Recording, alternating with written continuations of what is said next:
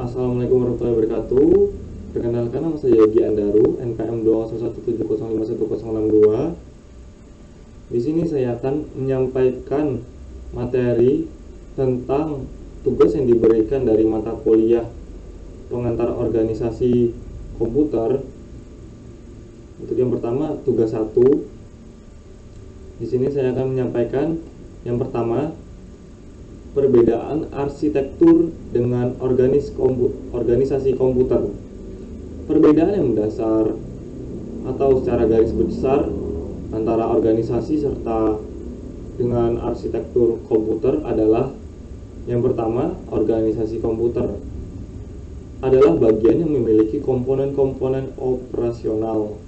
Sebagai contoh, teknologi hardware, perangkat antarmuka, teknologi memori, sistem memori, dan sinyal-sinyal kontrol. Kemudian, sedangkan yang kedua, arsitektur komputer adalah kelengkapan sistem komputer yang terkait dengan kegiatan pemrograman. Sebagai contoh, set instruksi, aritmetika yang digunakan, kemudian ada teknik pengalamatan, kemudian ada mekanisme input atau output. Sebuah komputer adalah sebuah sistem yang kompleks. Komputer kontemporer mengandung jutaan komponen elektronik dasar.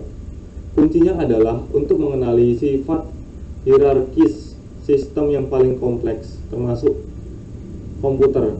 Sebuah sistem hierarki adalah seperangkat subsistem yang saling terkait, masing-masing yang terakhir, dan pada gilirannya hierarki dalam struktur sampai kita telah mencapai beberapa tingkat terendah dari subsistem SD. Kemudian selanjutnya tentang konsep stored program. Ini dikeluarkan atau dicetuskan oleh von Neumann, yaitu program atau kumpulan instruksi yang disimpan di suatu tempat atau memori, kemudian instruksi-instruksi tersebut dieksekusi. Sasaran yang akan dicapai komputer sesuai atau bergantung program yang disimpan untuk dieksekusi. Penggunaan komputer dapat disesuaikan dengan mengganti program dengan menyimpan di memori untuk dieksekusi. Konsep ini menghasilkan keluasan atau fleksibilitas. Kemudian, struktur komputer dengan arsitektur von Neumann dan perbedaannya dengan arsitektur Harvard. Perbedaan arsitektur von Neumann dengan arsitektur Harvard.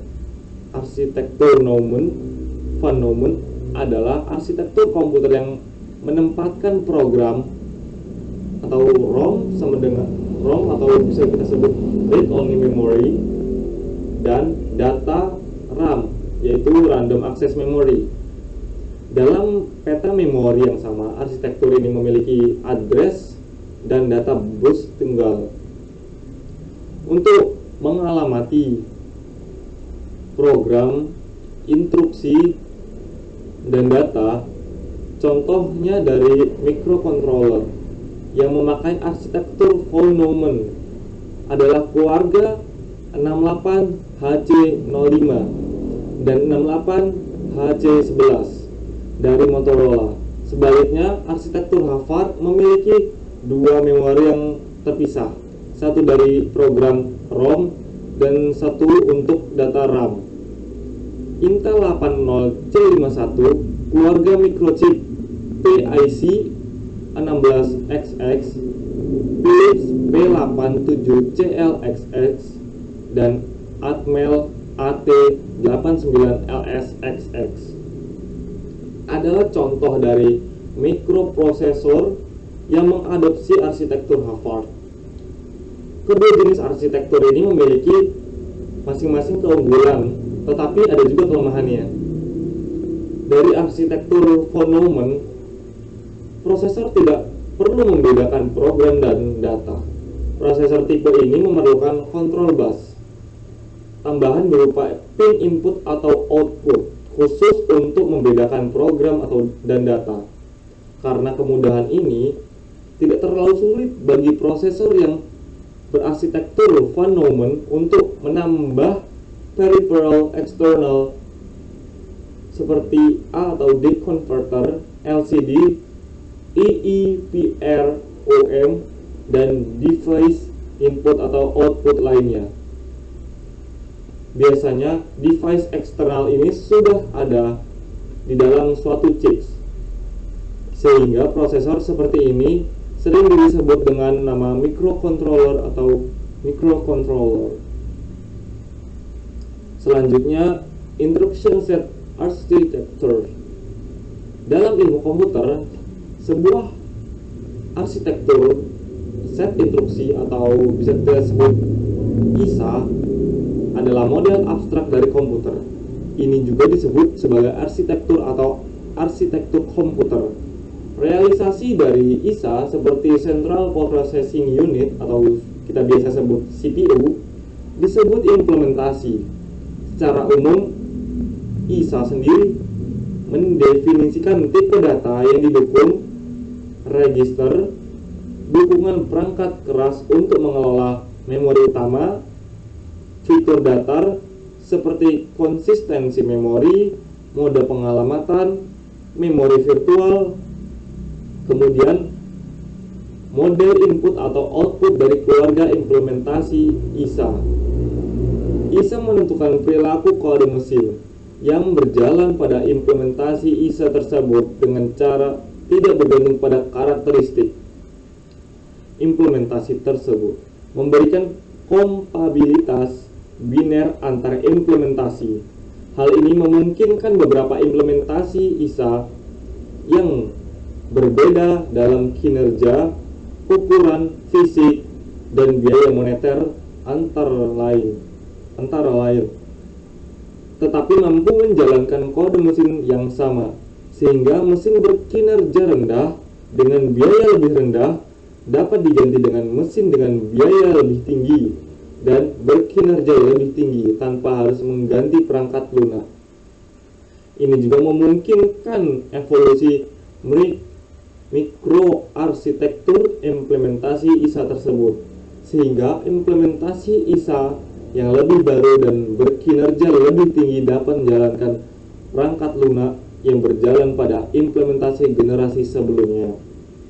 Kemudian di sini ada microarchitecture. Dalam teknik komputer, microarchitecture juga disebut organisasi komputer dan kadang-kadang disingkat dengan UART atau UART. Adalah cara suatu arsitektur atau set instruksi ISA mengimplementasikan dalam prosesor tertentu. ISA tertentu dapat diimplementasikan dengan mikroarsitektur yang berbeda. Implementasi dapat bervariasi karena tujuan yang berbeda dari desain yang diberikan atau karena perubahan teknologi. Arsitektur komputer dengan gabungan dari mikroarsitektur dan arsitektur set instruksi. Kemudian yang terakhir ada sistem desain. Desain sistem adalah proses mendefinisikan arsitektur, desain program, modul antarmuka, dan data untuk sistem guna memenuhi persyaratan yang ditentukan. Desain sistem dapat dilihat sebagai penerapan teori sistematis atau teori sistem untuk mengembangkan produk. Ada beberapa tumpang tindih dengan disiplin ilmu analisis sistem, arsitektur sistem, dan rekayasa sistem.